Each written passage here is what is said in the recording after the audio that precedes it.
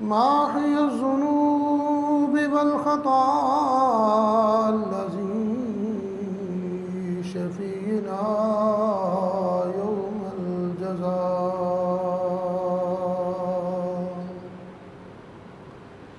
الذي كان نبيا وآدم بين الطين والماء در الله المكنون سر الله المخزون عالم ما كان وما يكون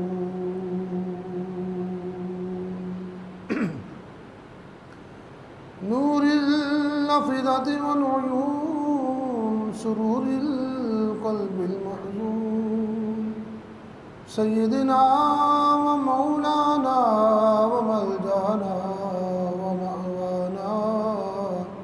محمدا عبده ورسوله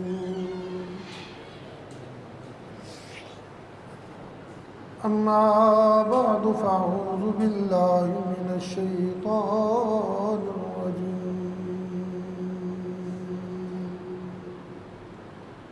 بسم الله الرحمن الرحيم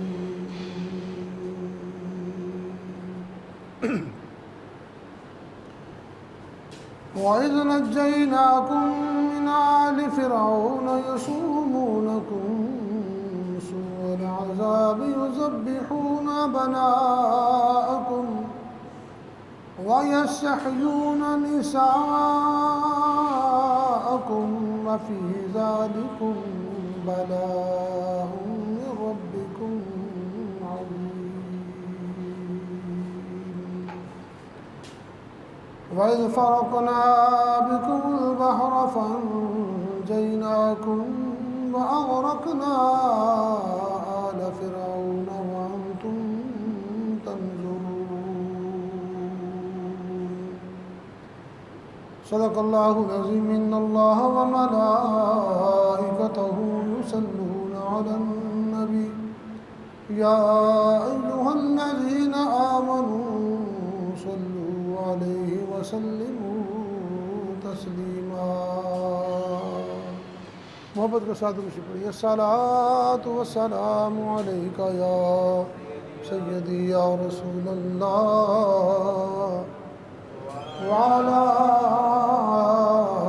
آلک واصحابک یا رحمۃ للعالمین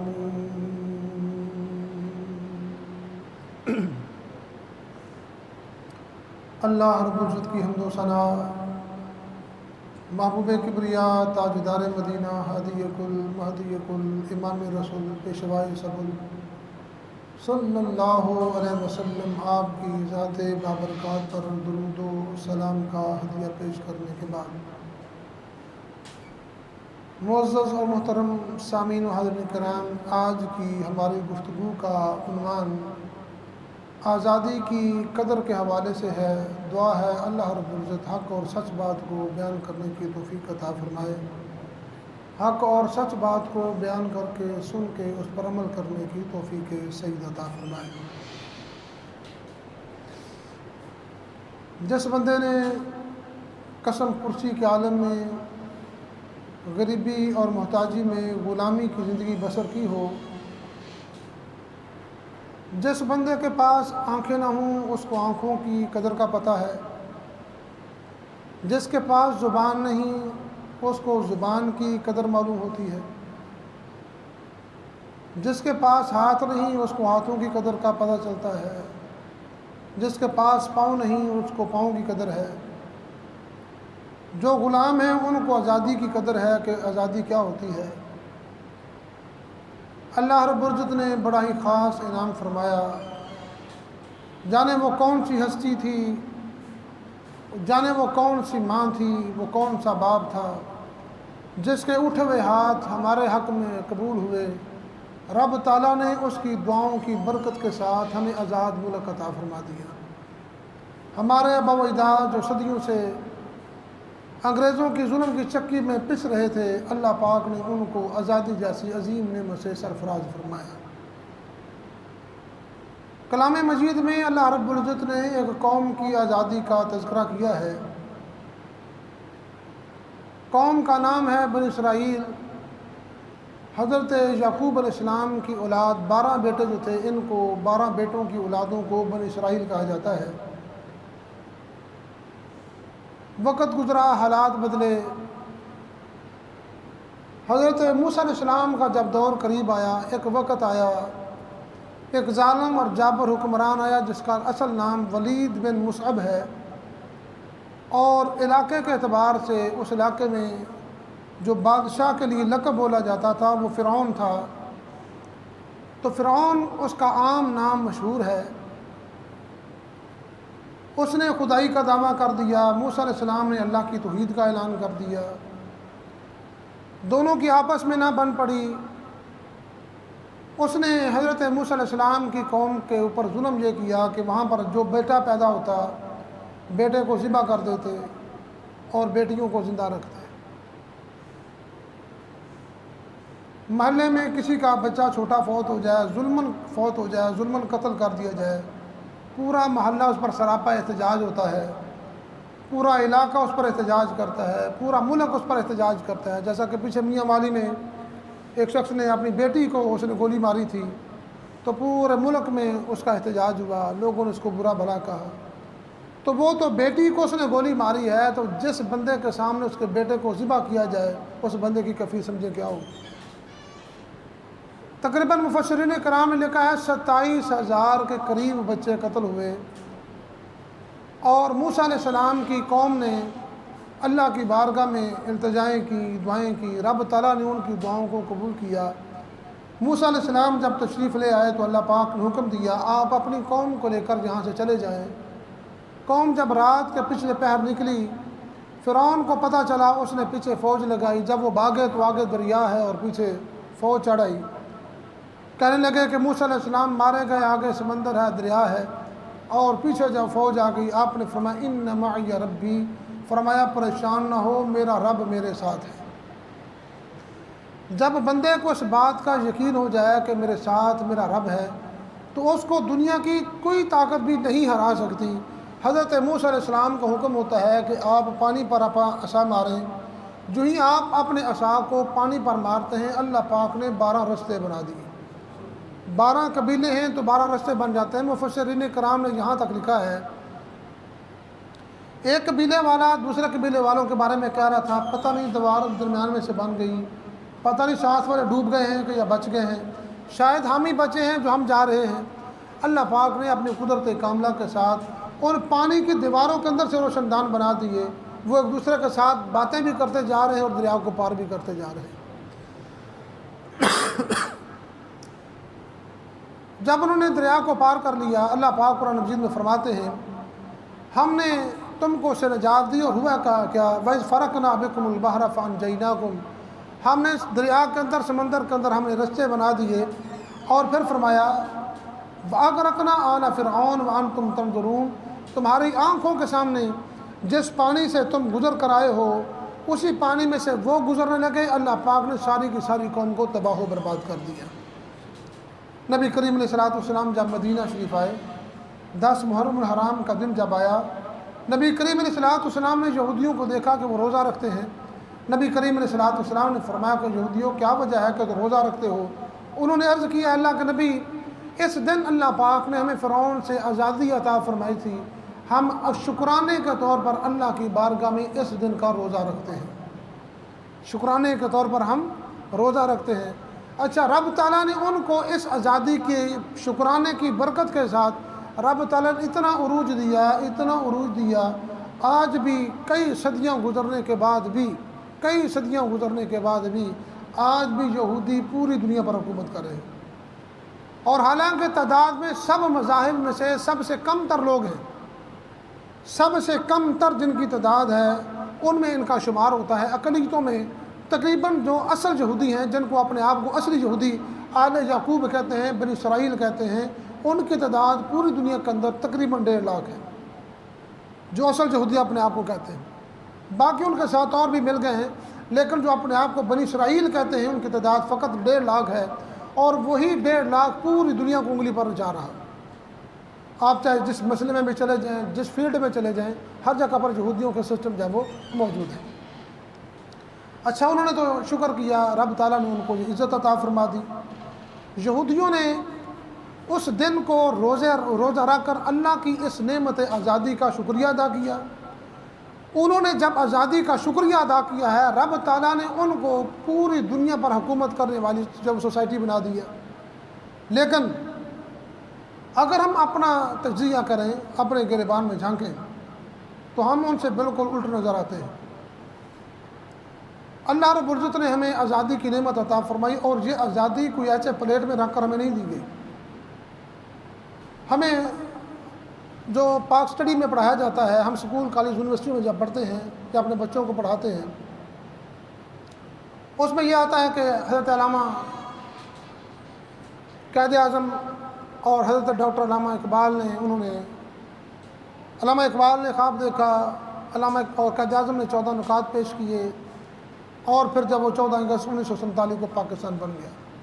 خلاصہ ہے 14 اگست کا، پاکستان کی آزادی کا۔ اس میں اس بات کا قطعاً ذکر نہیں کہ اس میں کتنی ماؤں نے اپنے بیٹوں کو اپنے سامنے ذبح ہوتے دیکھا ہے۔ اس میں ہم نے نہیں پڑھا کہ وہاں پر ہماری کتنی بہنوں کی عزتیں لوٹی گئیں اور ان کی عزتیں پامال کی گئیں۔ نہیں لکھا کہ کتنے بچے شہید ہوئے، نہیں پتہ کہ ہمارے نوجوان کتنے شہید ہوئے، اور کتنے بوڑھے باپ اپنے کندھوں پر اپنے جوان بچوں کی لاشیں اٹھا کر پھرتے رہے، اور عورتوں کی چھاتیوں کو کاٹ دیا گیا جو دودھ پلانے والی تھیں، ان کے ساتھ کس طرح ظلم کیے گئے۔ میں خود انڈیا میں گیا ہوں، وہاں پر علاقہ ہے ایک براس، جب وہاں پر سکھوں نے، انگریزوں نے جب حملہ کیا تو وہاں پر 1500 سیدزادیاں اور کمبو برادری کی بچیاں تھیں، جنہوں نے وہاں پر ان براس کے 2 کنویں کے پاس کنوؤں کے اندر چھلانگیں لگا دیں، اور 1500 بچی وہ وہاں پر شہید ہو گئی، ان کنوؤں کے اندر گر گئی اپنی عزت کو بچانے کے لیے کہ ہم مر جائیں گی لیکن جو اپنی عزتوں کی حفاظت کریں گی۔ وہ سیدزادیاں، وہ نبی کریم علیہ السلام کی صاحبزادیاں جو میدان کربلا میں وہاں پر جو ان پر ظلم و ستم ہوا، وہ تو ظلم و ستم تھا ہی، وہ بھی قربانی انہوں نے دی فقط اس لیے کہ اسلام کا نام بلند ہو، اسلام کی جب وہ شان اور عزت بڑھ جائے۔ اور جہاں بھی انہوں نے اپنی عزتوں کی قربانی دی، اپنی جانوں کی قربانی دی ہے کہ تاکہ ہماری آنے والی نسلوں کو اسلام کا پیغام پہنچ جائے، وہ عزت کے ساتھ اور وقار کے ساتھ اسلام کا نام لیں، اسلام کے احکامات پر عمل پیرا ہوں۔ لیکن عجب صورتحال ہے، ہم نے غلامی سمجھی نہیں غلامی کیا ہے۔ سیدنا بلال رضی اللہ تعالیٰ عنہ، آپ کی ذات مبارکہ کو دیکھیں، مالک سارا دن سے کام بھی لیتا ہے، مزدوری بھی کراتا ہے، پھر جب آپ نے اسلام قبول کر لیا ہے، اسلام قبول کرنے کے بعد صورتحال یہ ہو گئی، وہ آپ سے مزدوری بھی کرواتا ہے اور پھر آپ کے پاؤں میں رسی ڈلوا کر بچوں کے ہاتھوں میں دے دیتا ہے۔ بلال کو ساری گلیوں میں گھسیٹا جاتا ہے، کبھی پتھروں کے اوپر گھسیٹا جاتا ہے، کبھی صحرا میں گھسیٹا جاتا ہے، اور حضرت بلال کی زبان سے فقط ایک ہی آواز ہے، احد احد، میں اللہ کو ماننے والا ہوں، اس کی توحید کا اقرار کرنے والا ہوں، اللہ کو ماننے والا ہوں، مصطفیٰ کریم پر جان نثار کرنے کے لیے تیار ہوں۔ اور پھر اسلام نے جب اس نوجوان کو، اس بلال کو عزت عطا فرمائی ہے، غلامی سے نجات عطا فرمائی ہے، اللہ کے محبوب نے اس کو خانہ کعبہ کی چھت پر کھڑا کر دیا۔ اتنی عظمت اور اتنی شان عطا فرمائی ہے، غلامی سے چھڑایا ہے، اور آزادی عطا فرمائی ہے۔ تو آزادی ایسی کہ پھر نبی کریم علیہ السلام جب شاہانہ جب وہ طور پر آپ فتح مکہ کے لیے تشریف لاتے ہیں، جب آپ مکہ میں تشریف لاتے ہیں، آج آپ کے ساتھ سواری کو کوئی بہت بڑا لینڈ لارڈ کسی بندے کا کوئی ساتھی نہیں بیٹھا ہوا، یا کوئی سرمایہ دار نہیں بیٹھا ہوا آپ کے پیچھے، بلکہ آپ کا ایک غلام ہے جس کا بیٹا ہے اسامہ، حضرت اسامہ رضی اللہ تعالیٰ، اسامہ بن زید رضی اللہ تعالیٰ، ان کو آقا کریم نے اپنی اونٹنی کے پیچھے بٹھایا ہوا ہے۔ یعنی ان غلاموں کے بیٹوں کو بھی اتنی عزت عطا فرمائی۔ آج تو اگر بندہ کو الیکشن جیت جائے تو وہ اپنے ساتھ کسی کو بیٹھنے نہیں دیتا،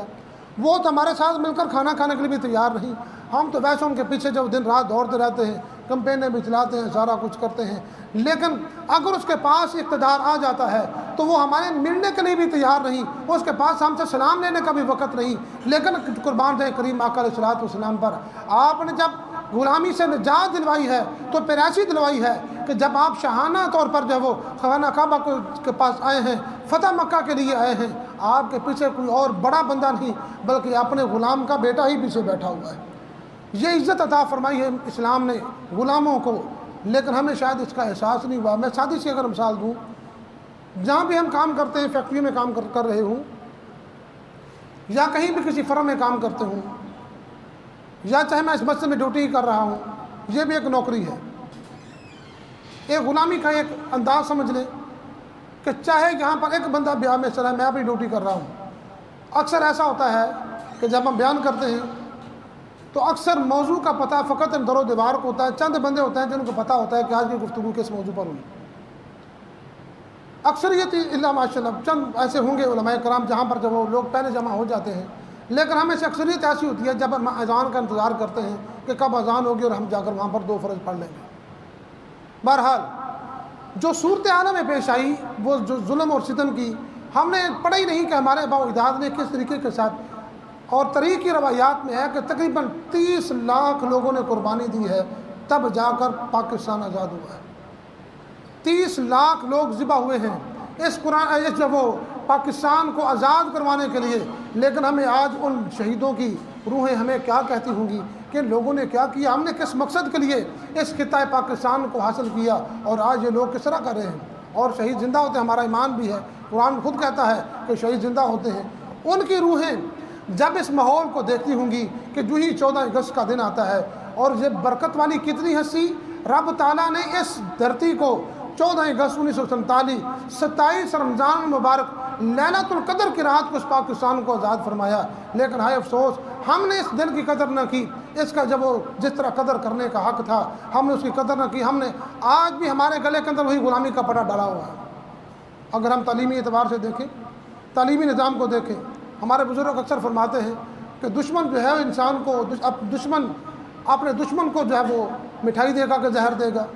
یقیناً وہ اپنے دشمن کو زہر دے گا۔ ہم جو تعلیمی نظام کے اندر پھنسے ہوئے ہیں، یہ سارا انگریز کا نظام ہے۔ جب ہمارے بچے وہی کچھ پڑھیں گے تو ان کے پاس اسلام کہاں سے آئے گا، دین کہاں سے آئے گا، دین پر قربانی کا جذبہ کہاں سے پیدا ہوگا؟ جب آنے والی نسلوں کے دلوں کے اندر سے اس بات کا جب بات ہی نکال دی گئی ہے، سکول کالج یونیورسٹیاں جہاں پر ہزاروں کی تعداد میں طلباء پڑھتے ہیں، وہی جب 14 اگست کا دن آتا ہے تو ہر بندہ جو اپنے موٹر سائیکل کے سلنسر نکال کر اور ہاتھوں میں باجے پکڑ کر ہر بندہ جو گلیوں اور کوچوں کے اندر جب وہ باجے بجا رہا ہوتا ہے اور یہ فخر کر رہا ہوتا ہے کہ ہم آزاد ہو گئے۔ آزادی دیکھنی تھی، آزادی انہوں نے منائی، اور بنی اسرائیل نے، یہودیوں نے، کہ انہوں نے شکرانے کے طور پر روزہ رکھا، رب نے ان کو عزت عطا فرمائی، اگرچہ وہ غیر مسلم ہی ہیں لیکن غیر مسلم ہونے کے اعتبار سے بھی اللہ پاک نے ان کو شکر کرنے کی وجہ سے، اللہ کا وعدہ ہے وَلَئِن شَكَرْتُمْ لَأَزِيدَنَّكُمْ، اگر تم شکر کرو گے میں تمہاری نعمتوں کو بڑھا دوں گا، اور اگر نہ شکری کرو گے میں تم پر عذاب شدید نازل کروں گا۔ ہمارے پاس پاکستان آیا، کشمیر کا حصہ تھا، بنگلہ دیش تھا، ہم نے ناشکری کی، اللہ پاک نے دیا ہوا سبھی ہم سے واپس لے لیا۔ وجہ ناشکری کی ہے کہ اللہ پاک ہم نے شکر ادا کرتے، آج مملکت اور بڑھ رہی ہوتی، لیکن وجہ کیا ہے؟ ہم نے اس کی قدر نہ کی جس طرح کی قدر کرنے کا حق تھا۔ تعلیمی نظام کی بات کر رہا تھا، تعلیمی نظام میں جب ہمارے بچوں کو پتہ ہی نہیں کہ ہمارے آباء و اجداد نے کیا قربانیاں دی ہیں، وہ کیا جانے کہ پاکستان کیا ہے۔ اور پھر اگر ہم ثقافتی اعتبار سے دیکھیں، وہ ثقافتی اعتبار سے بھی ہم نے جب وہ ڈیگریڈ کر چکے ہیں۔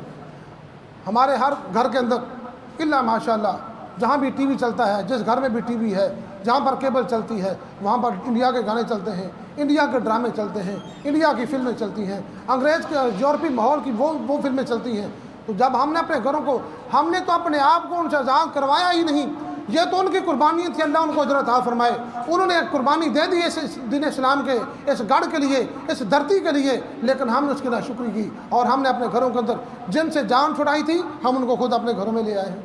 جن سے جان چھڑائی تھی ہم نے اپنے بیوی بچوں کو دکھانا شروع کر دیے۔ آج بچے کی شادی ہوتی ہے، وہ مسجد میں آنا پسند نہیں کرتا، لیکن مہندی کچھ سارے رسومات کا پتہ ہے کہ مہندی پر کیا کیا ہوتا ہے، اسے نماز جنازہ کے فرائض کا نہیں پتہ، نماز جنازہ کی نیت کا نہیں پتہ، نماز جنازہ پڑھنی نہیں آتی۔ نبی کریم علیہ الصلوۃ والسلام کا فرمان ہے تحادو تحابو، فرمایا تحفے دیا کرو تو تحفے لیا کرو، تو اس کے ساتھ محبت بڑھتی ہے۔ جب ہم اپنے کسی دوست کے عزیز کے جنازے میں جاتے ہیں تو بتائیے تو صحیح ہم میں سے کتنے لوگ ہیں جن کو نماز جنازہ آتا ہے؟ جب ہم نے دھوکہ کیا ہے ہم نے اس کو کیا تحفہ دیا ہے؟ تحفہ تھا دعا کا۔ نبی کریم علیہ السلام نے فرمایا جب کوئی بندہ دنیا سے رخصت ہوتا ہے، جب اس کا کوئی عزیز اس کے لیے دعا کرتا ہے اس کو پوری کائنات کی بادشاہی کی اتنی خوشی نہیں ہوتی جتنا اس ایک آیت کا، ایک قرآن مجید کا، ایک سورت کا ثواب اس کو مل جاتا تو اس پر اتنا خوش ہوتا ہے۔ لیکن جب ہم نے اس کو دعا دی ہی نہیں، آج ہم نے دھوکہ کیا ہے کسی کے ساتھ، جو ہم نے دیا پھر وہی ہمارے پاس بھی لوٹ کر آئے گا، کل ہمارے جنازے میں بھی ایسے ہی لوگ شامل ہوں گے۔ تو اس لیے انہوں نے ہمیں ثقافتی طور پر بھی ڈی گریڈ کیا، ہمارے بچے مہندی کی یہ رسم ہے، فلاں رسم ہے، یہ رسم ہے، یہ بھی رسم ہوگی، یہ بھی رسم ہوگی، حالانکہ اسلام کا اس کا دور دور سے اس کا تعلق اور واسطہ نہیں۔ پھر ہم کہتے ہیں مقروض ہو گیا، شادی ہوئی، پتہ نہیں حالات کیا ہو گئے ہیں، پتہ نہیں منحوس عورت ہمارے گھر میں آ گئی، لیکن یہ نہیں پتہ کہ ہم نے اللہ اور رسول کی نافرمانیاں کی۔ ہمیں بھی لوگ اکثر بلاتے ہیں شادیوں بیاہ کے موقع پر، اور ہمیں بلا کر پھر ہمارے سامنے سر عام جب پھر کرتے ہیں، لو جناب ٹولکے بج رہی ہیں، گانے چل رہے ہیں، اور پھر وہ سارے وہ جو انہوں نے کرنا ہوتا ہے بھی۔ پھر ہمیں علماء کو بلانے کا فائدہ کیا اس بات پہ دلیل بنانا چاہتے ہیں کہ مولوی شامل سن؟ اگر کسی عالم دین کو بلایا ہے تو کم از کم اس کی کچھ حیا کریں کہ عالم دین کو بلایا تو ہم اس کو اس بات سے ہم کچھ پرہیز کر لیں۔ اور فلموں اور گانوں کے اعتبار سے یہ اس طریقے سے ہمیں ڈی گریڈ کیا ہوا ہے۔ ہم ان کی ثقافت، ان کے کلچر کو آج بھی اپنائے ہوئے ہیں۔ نبی کریم علیہ الصلوۃ والسلام کے پاس امام حسن رضی اللہ تعالیٰ عنہ جب آپ کی ولادت ہوئی، ان کو پیلے کپڑے کے اندر، یلو کپڑے کے اندر جب وہ حضرت امام حسن کو اذان کے لیے حضور کو پیش کیا گیا، یا رسول اللہ حسن کے کان میں اذان کہیے۔ نبی کریم علیہ الصلوۃ والسلام نے فرمایا، بیویو میں نے تم کو پہلے کتنی مرتبہ منع کیا ہے کہ اپنے بچوں کو پیلے کپڑے نہ پہنایا کرو، کیونکہ یہ عیسائیوں کی نشانی ہے۔ عیسائیوں کے ہاں جب بچہ پیدا ہوتا تو وہ اس کو زرد رنگ پانی میں گھول کر اس کے اوپر ڈال دیتے تھے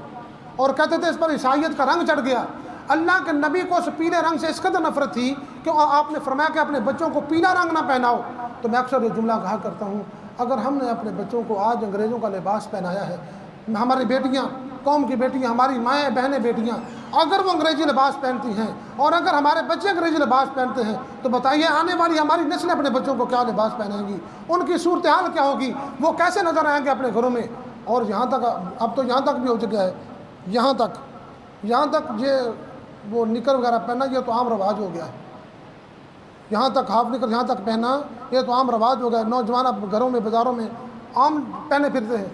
حالانکہ ناف سے لے کر یہاں تک مرد پر پردہ کرنا فرض ہے۔ مرد کا پردہ یہاں تک یہ گھٹنوں سمیت یہ ناف سے لے کر یہاں تک پردہ فرض ہے۔ اسی طرح جیسے کہ بعض نوجوان جب نماز ادا کرتے ہیں چھوٹی شرٹ پہن لیتے ہیں، جو ہی وہ نماز کے اندر جاتے ہیں سجدے کے لیے تو پیچھے سے شرٹ اٹھ جاتی ہے۔ جب شرٹ اٹھ گئی اس کا سطر جب وہ ننگا ہو گیا، یعنی اس کا سطر کھل گیا، تو سطر کھلنے کے ساتھ نماز فاسد ہوئی، لیکن میں اس کو کوئی فکر نہیں، ہم کہتے ہیں چلو نماز پڑھیں ٹھیک ہوگی۔